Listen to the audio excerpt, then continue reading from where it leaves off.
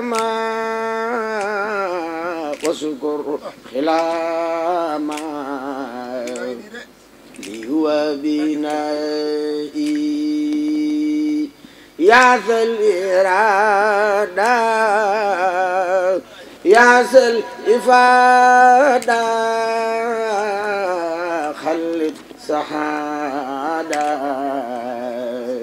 لي باهتنائي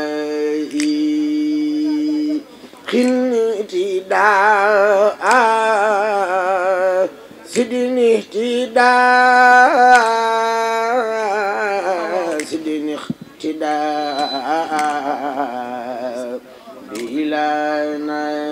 بإلانائي سبق جفائي بلا جفاء طيب هزائي طيب خدائي يا سلوجودي كلي بجودي واجعل وجودي فوق الأداء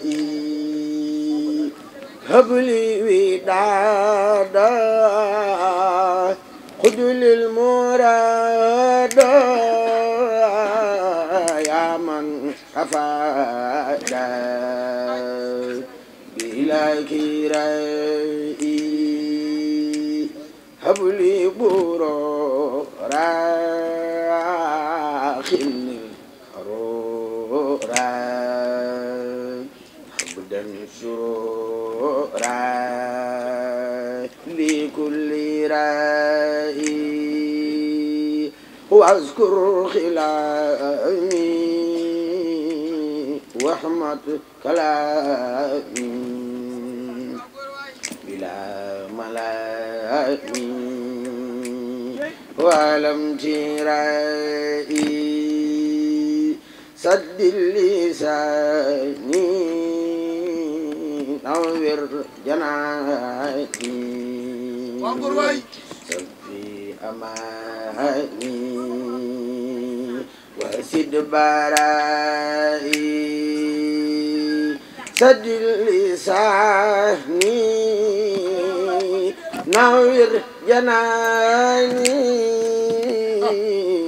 سفي أماني وسد برائي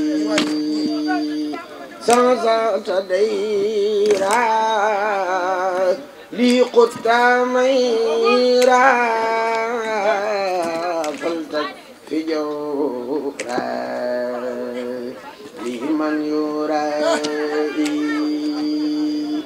أنقذي لي من الدلال وبالعلاء خلد زرائي إني تعبا خذ للكتابا واقبل متابا يا تصديرائي يا خير ربي خير مربي طيب قلبي بعد ابتدائي صل وسلم على المتمم فالكل ياسم بلا انتهاء صل وسلم على المتمم فكل ياسم بلا انتهاء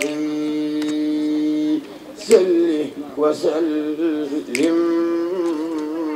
على المتمم وكل ياسم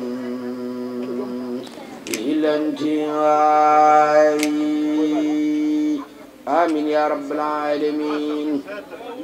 سبحان ربك رب العزة عما يصفون وسلام على المرسلين والحمد لله رب العالمين.